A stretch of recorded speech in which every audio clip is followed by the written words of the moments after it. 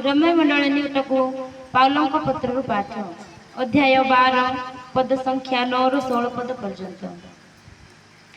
प्रेम आंतरिक हुओ, जहा मंद ताकू घृणा कर, जहा उत्तम ताकू दृढ़ रूपे धरी रख।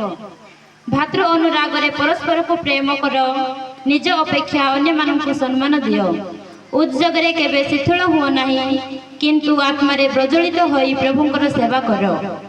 भरोसा रे रही आनंदित हुओ, दुख क्लेश रे धैर्यशील हुओ। प्रार्थना रे विनिष्ठ रुह, संत जन अभाव थिले से मानकु सहाय्य कर।